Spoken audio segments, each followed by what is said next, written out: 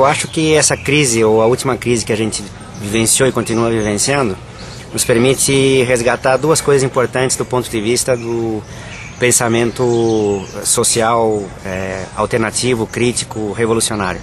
A primeira coisa delas é lembrar um fato objetivo, que a economia capitalista, a sociedade capitalista, tem como lógica de acumulação de capital um processo cíclico. Ou seja, não é uma linearidade nem crescente, nem estável, nem decrescente. A acumulação de capital se dá em ciclos. Significa o seguinte, que sempre após uma fase de crescimento vem uma crise, e sempre após uma crise o capitalismo dá um jeito de se recuperar para manter a sua valorização. Então é assim que ele funciona. Segunda coisa importante é que nos permite resgatar uma teoria realmente crítica que permite entender esse movimento dialético, contraditório, cíclico da economia capitalista, e a melhor que existe, foi construída até hoje, é a tradição marxista, com várias vertentes, várias interpretações, mas eu acho que o cerne está em Marx. Isso não significa que todas as crises serão iguais. Quais são as especificidades desta crise no meu ponto de vista? No meu ponto de vista, a especificidade é a exacerbação e aprofundamento da lógica de valorização do capital fictício. Sem entrar em detalhes quanto à precisão da categoria, o importante é deixar claro aqui, eu acho que se trata de uma lógica de valorização de um capital que se especializa, ele em si, na mera apropriação de valor. Ele diretamente não produz valor. Ele não faz parte não é o capital que investe em meios de produção, força de trabalho, gera mais-valia, acumula lucro, etc. Não é. Ele apenas participa da distribuição daquela mais-valia produzida. O problema é que quando uma grande parte do capital mundial, global, se especializa na mera apropriação do valor, uma menor parte se especializa na produção desse valor. E isso se manifesta na crise, porque não tendo que se apropriar para todo mundo, caem as taxas de lucro, o capitalismo entra em crise. Foi o que aconteceu, o que vem acontecendo desde pelo menos 1 ano e meio no capitalismo mundial.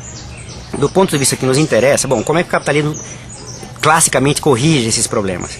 Ele desvaloriza aquele capital que tinha sido acumulado em excesso. Nesta crise, especificamente, ele tenderia a desvalorizar o capital fictício que foi acumulado em excesso.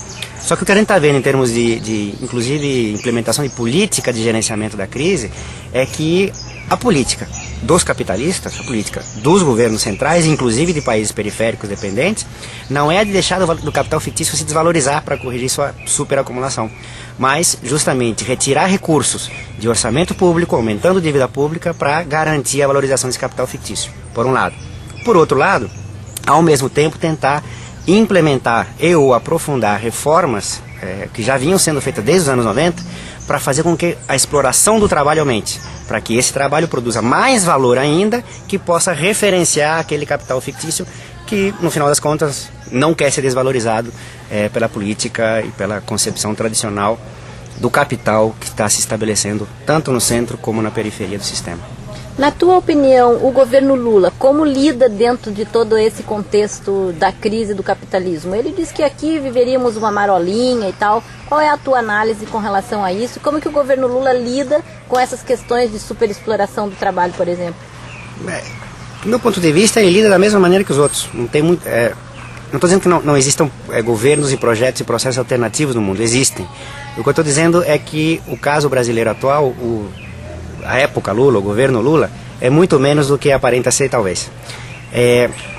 Ele não implementa medidas...